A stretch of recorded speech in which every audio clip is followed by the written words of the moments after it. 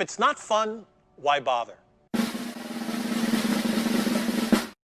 Did you know that 9 out of 10 gamers hate Paper Mario the Origami King because it's not the Thousand Year Door 2? Studies show that if you complain about the Paper Mario franchise at all, Reggie personally comes to your house and gives you a copy of Sticker Star. Now look, I love the Thousand Year Door as much as the next guy. In fact, it's in my top 5 games of all time. But even next to TTYD, the Origami King is actually a very well crafted game and overall fun experience. Obviously, if you've seen any footage of the Origami King, it's not TTYD 2, but honestly, I'll take what I can get when it comes to Paper Mario. Part of me is sad that we'll most likely never get another Paper Mario game like the first two, but this one was still good despite its obvious differences from those games. Full disclosure about the following: there will be minor spoilers throughout the video, stuff like locations, bosses, and minor story elements, but I will have a spoiler part near the end of the video. I'll also leave timestamps in the description for people that want to jump around, or for those that want to skip to the TLDR at the end. There will also be swears, I'm not sure how many. Most likely, it'll be a fuck ton. Without further ado, here we go. The first thing we learn about this game is that Luigi's one-sheep mother Peach's origami, and Mario stands there like this is totally normal. Mario then tragically falls to his death, and the game ends. Now here's what I don't understand. Why wouldn't all these minions and Mario beat the living shit out of the origami soldiers? It's not like in the Thousand Year Door where there's 200 goddamn X-Naut soldiers that force Mario to run away. But anyways, this is where we get to use the 1,000-fold arms technique for the first time and meet our sidekick, Olivia. Personally, when I saw this move being used in the trailer, I thought for sure it was going to be shoehorned into the game, but that move is used a lot more than I originally anticipated. I'll get more into that in the gameplay section of the review. After being introduced to Olivia, the only real comparison I could make would be to Tippy from Super Paper Mario. I didn't play Color Splash, but I totally know what the bucket's name was. It's, Huey. Now that, my friends, is what a memorable sidekick looks like. Olivia is definitely a more fleshed out character with an actual personality. She's very innocent, and even has a lot of funny dialogue and interesting interactions with the other characters throughout the game. Then you meet the antagonist, Ollie. He's your typical bad guy and wants to turn the world into origami or some shit. Mario soon gets absolutely yeeted into a nearby forest, while Peach's castle magically flies away and gets covered in 5 colored streamers. This is where the game actually begins. The entire objective of the game is to get to the source of all the streamers and destroy them. Sounds simple enough, right? Well, yeah, it pretty much is. Follow streamer, kill boss, break streamer, repeat. Simple. Next. Now I wanted to briefly touch upon the main side characters of the game. A lot of you will be pleasantly surprised to hear that throughout the adventure, Luigi is actually a useful character this time. He doesn't just ramble on about his amazing adventures and sell books about them at unreasonably high prices. Luigi's whole gimmick is that he's trying to find the key to Princess Peach's castle, but always brings Mario the wrong one. Funnily enough, the wrong key he brings Mario each time is the one you actually need to progress the story. Coincidence? I think not! I was really glad they decided to make Luigi integral to the story and happy that he got lots of time to shine. One of the things I disliked about the overall narrative was how criminally underused Bowser was. He's pretty much around for the final stretch of the game and that's it. Which was fairly disappointing considering how well he performs as a side character, or secondary antagonist like in TTYD or Dream Team. The first partner Mario gets is a Bomb-Omb that Olivia refers to as Bobby throughout the game. This poor guy has amnesia and doesn't remember jack shit, so he decides to tag along to see if he can regain his memory. Olivia also encourages Bobby to create new memories with Mario and herself. Very wholesome stuff right there. Brings a goddamn tear to my eye. There are some really funny moments involving Bobby, where Olivia roasts the shit out of him, where he gets launched off of a bridge for being a dumbass, and where he gets his cheeks clapped in slow motion while yelling yikes. So I assume a lot of you are familiar with previous partners' names like Goombella, Vivian, Parakarry, Sushi. Well, get ready for Professor Toad. You gotta be fucking kidding me. It seems like they couldn't be bothered to give one of Mario's only partners in the game an actual name.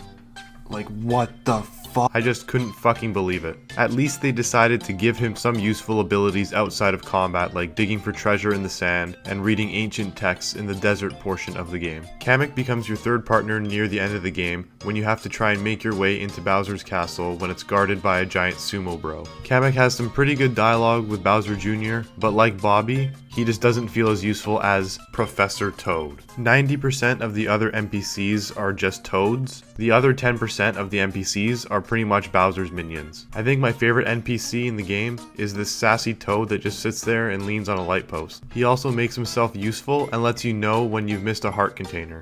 Well, that's pretty much it for the characters. For me personally, I couldn't give two shits about graphics. Oh, the game looks fucking amazing! That's cool and all. Is the game fun? Oh, that tree looks like dog shit. Cool. Does it affect the gameplay? But even though I don't care much about the graphics, it's no surprise that another Paper Mario game looks absolutely fantastic. I unironically have zero complaints about how the game looks. All the environments look completely different, which makes every location feel fresh. Even the way the water looks is absolutely absurd. There's so many little animations I noticed throughout my playthrough that made me laugh. I love that they crammed as much personality into the game as possible. For example, when Mario is low HP, he hunches over and the paper wilts downwards. In very hot locations, Mario gets visibly uncomfortable and has little beads of sweat on him. And they gave Mario fucking dance moves! Just for no reason other than that it's fucking hilarious.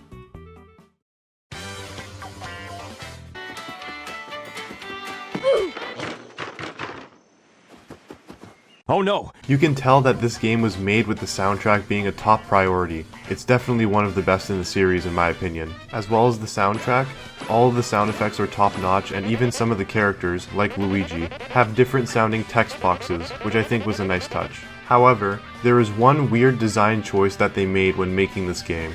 Mario does not make a single noise the entire game. I'm not kidding. I'm not sure if Charles Martinet didn't want to be a part of this game or something, but I thought it was a very strange choice, to be honest. What's funny is that I didn't actually realize this until I was about 3 hours in. You're probably thinking that I'm brain damaged for not realizing this. And you're right. I don't think another Paper Mario soundtrack will top Thousand Year Door for me, but this game comes pretty fucking close. Almost the entire soundtrack is fire. Don't believe me?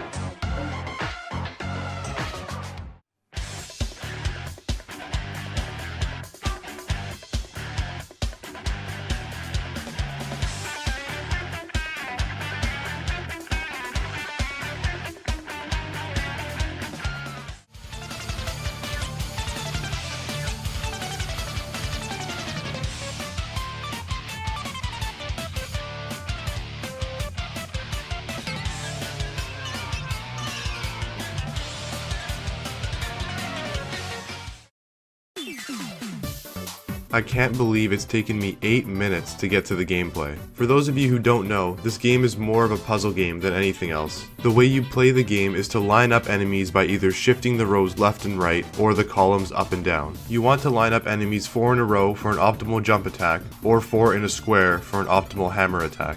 When you have a partner with you, they automatically use an attack, but sometimes they randomly miss. It's annoying when they miss, but they aren't too useful anyways. If I could sum up the core gameplay in just one word, it would be tedious. But you said the game was fun at the beginning of the video. Yes I did. So here's what I mean by that. Encounters that introduce a new enemy with a new mechanic is where the main battle system is the most fun. One example of this was when I ran into a Boo enemy. They all went invisible, which left me sitting there trying to remember where they were placed on the board. So what exactly did I mean by tedious? Well, if you went and fought every single enemy you saw, eventually you'd want to turn off the game, lay down on the floor, and rethink your life choices. Around chapter 3 was where I decided to stop fighting everything I saw, and I found myself enjoying the game way more. There's definitely enough mandatory battles so you won't feel exhausted every time you start an encounter. As you make your way through the game, you get access to more powerful boots and hammer attacks. Unfortunately, they break after like 8 to 10 uses. Sorry, I was too lazy to count or care. Most of the boots and hammers are dirt cheap anyways, so it doesn't really matter. Battling really only gets you coins. and trust me, you get a lot of fucking coins. About an hour in, I already had over 10,000. Coins are used to purchase some collectibles as well as badges that minorly assist you in battle. I didn't buy all the badges in the game, but the notable ones I had were taking reduced damage when blocking, giving Mario more HP in battle, and increasing the amount of time available. The other thing coins are used for is getting help from toads during battle. This feature is absolutely OP as fuck. Every time Mario takes a turn, you can pay 999 coins to get a full heal, and the toads will rearrange the rings for you. So if you want to make the game a little more difficult, use this mechanic sparingly. Outside of the main battle system, they added these paper mache battles to the overworld. They weren't hard by any means, but the giant pokey and the blooper battles were the most engaging ones. Also, there's like a boxing ring island you can go to, and if you survive the entire gauntlet of paper mache enemies, you get like 30,000 coins. It's fucking wild. There are some minor platforming segments, but not many. There was this one part that I completely failed at, and it made me look like a complete fucking moron. I can't believe I'm actually sharing this at all. In the Fire Vellumental area, there's like a Simon Says puzzle. I failed it so many times that the game turned it into baby mode and removed all the platforms that weren't in use. Please, don't make fun of me, my gigantic ego can't take it. In the overworld, you basically look in every nook and cranny to find toads that populate your battle arena. Some are in plain sight, some are disguised as bugs, and some are completely hidden. If you don't know where to go or what to do, you can ask Olivia for help. There's a really funny thing that happened. There was one part of the game where you have to complete a slide puzzle to progress. I pressed the X button not expecting it to do anything, and she gave me the option to buy my way through the puzzle. Naturally, I decided to do the puzzle myself because I'm not a beta bitch. Oh yeah, and there's confetti. You fill holes with it. Neat. In this game, there are two types of bosses. There are the Vellumental bosses and the stationary bosses. Both of them require Mario to start on the outside of the ring and make his way to the boss in the middle. So there are 4 Vellumental bosses: Earth, Water, Ice, and Fire. This stupid motherfucker throws his feathers onto the ring, forcing you to run into them and take damage. Okay, whatever. But then if you don't kill him in a very specific way, he reabsorbs all the feathers he threw out and regains his entire fucking health bar. Fuck the Fire Vellumental boss and everything he stands for. He's a raging thunder cunt. Besides that, the other 3 bosses are pretty interesting and they each have their own gimmick. During the Earth one, you have to damage all of the limbs before using the 1,000 Arms technique to deal massive damage. For the Water one, you have to plan ahead and make sure your tiles don't get washed away. And for the Ice one, you have to make sure you avoid getting frozen on icy tiles and break the icicles by moving them vertically on the ring. After you defeat each boss, Olivia gets to use that Vellumental power to help Mario deal with the other bosses later on. This also adds a little more depth to the boss battles. The other bosses in the game are the stationary bosses. Again, each boss has their own gimmick that completely changes the way you should approach the battle. For example, the tape boss tapes multiple rings together, which means you have to move 2 or more rows/columns at the same time. And the hole puncher boss puts holes in the ring and even hole punches Mario's fucking face, which reduces his max health. Don't worry, you can still pick it back up. Each boss has a weakness though, and it's exploited by the 1,000-fold arms technique. My personal favorite was yanking all the rubber bands off this guy and then yeeting him into the fucking stratosphere. I felt that most of the bosses were so well done and really fun to fight. They even gave them distinct personalities and clever dialogue, which is a perfect segue into writing. I think this Paper Mario has the best comedic writing in the entire franchise. To be completely transparent, I've only seen gameplay and reviews of Color Splash and Sticker Star, but that's how confident I am in saying that. One of the most memorable funny moments in the game was this right here. Like, why is that in the game? Why was it there? I don't know, but thank God it was because it made me laugh my fucking ass off. There's also another really funny part where you have to guess this guy's expression somehow, and if you guess wrong too many times and you decline his offer to try again, you get sucked into the giant lamp above him and get a game over. Just another random thing the writers threw in to add charm to the game that actually made me laugh out loud. Now this isn't exactly linked to writing, but the way fast travel is handled is pretty clever. Mario is teleported to another location via fax machine. Man, I love this shit. It's just so random. There's also so many Easter eggs throughout the game, but some are more blatant than others. On Peach's boat, there's a picture of her from every Paper Mario game. You can get a Donkey Kong and Samus paper mache helmet, and at one point you need to complete 3 trials: Power, Wisdom, and Courage, which is akin to The Legend of Zelda. I absolutely adored the writing in this game. In my opinion, it is the best part about the game. It made me want to talk to all the NPCs and read what they had to say just out of sheer curiosity. Now that is good writing. I said a minute ago that the writing for the bosses was well done, which is true. However, it's just unfortunate that they aren't real characters, they're just objects, so I have a hard time caring about them in general. The pacing of this game is also very well done. I was never bored and was always looking forward to where the game was going. For this section, I'm going to do something a little unconventional. I'm going to basically give a brief synopsis of the main plot points in rapid fire succession. Here goes nothing. Locked in a dungeon, yeeted into a forest. Randomly save Birdo. Become a part of your first musical number with a bunch of fucking trees. Save Luigi from being trapped in a wall. Find a bunch of stupid stones. Beat up a fucking turtle. Fuck up some pencil crayons. Meet Bobby. Lose Bobby. Find Bobby, dumpster a dragon, ride down some rapids, play with some shurikens, run through a ninja house filled with booby traps, save Luigi a second time, become a part of a stage play, make out with Birdo, then whoop a rubber band's ass. Olivia gets fucking annihilated, time to ride a boat, beat up a blooper, and now you get to ride inside of a shoe, have some drinks at a local party hotel, destroy a gigantic pokey, say hello to Toad Professor, become a part of your second musical number, kill this fucking piece of garbage, gain access to the desert temple, recruit a bunch of faceless toads with the help of a boombox, have a dance party with a hole puncher, kill his ass on sight because he's a bit of a dick, search for treasure, find a secret underwater diamond thingy, then kill a giant polar bear, complete the 3 trials, one of which being hilarious, sail to a big ass tower, climb to the top,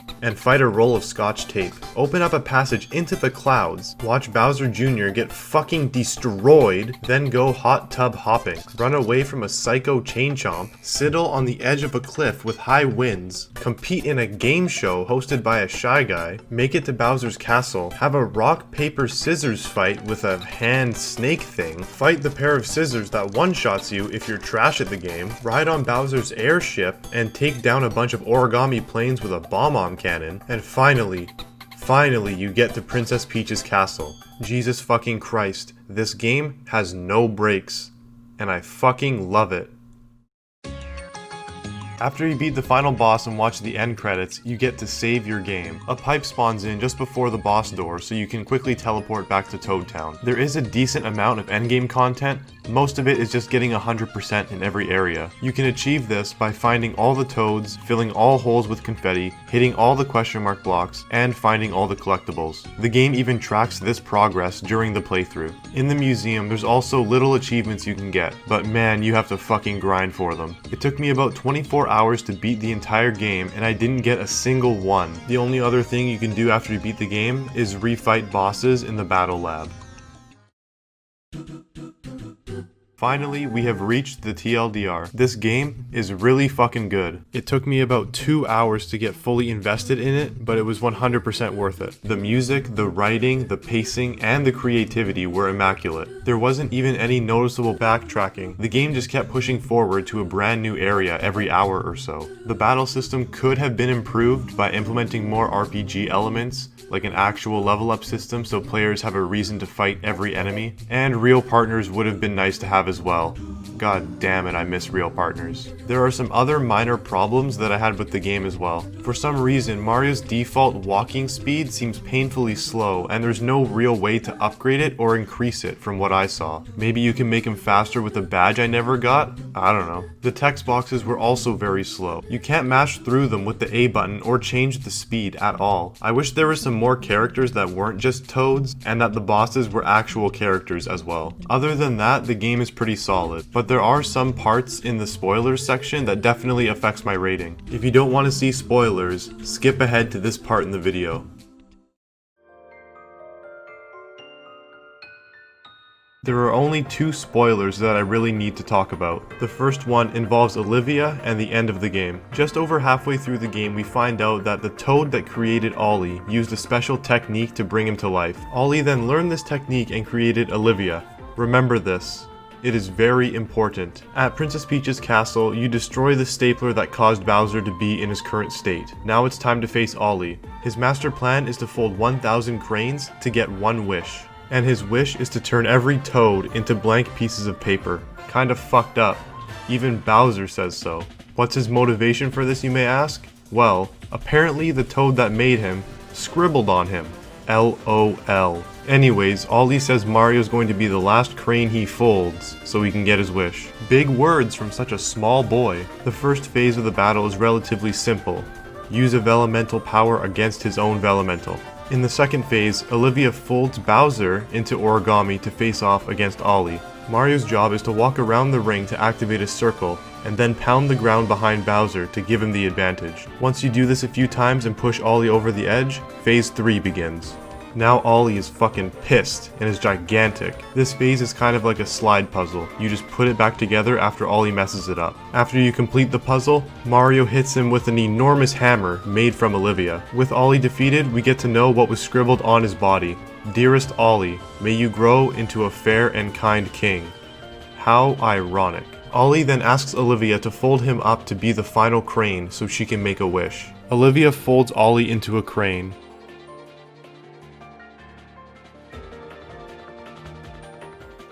She then makes the wish, may all of the origami folded by my brother be undone. Now remember the thing that was very important to remember a minute ago?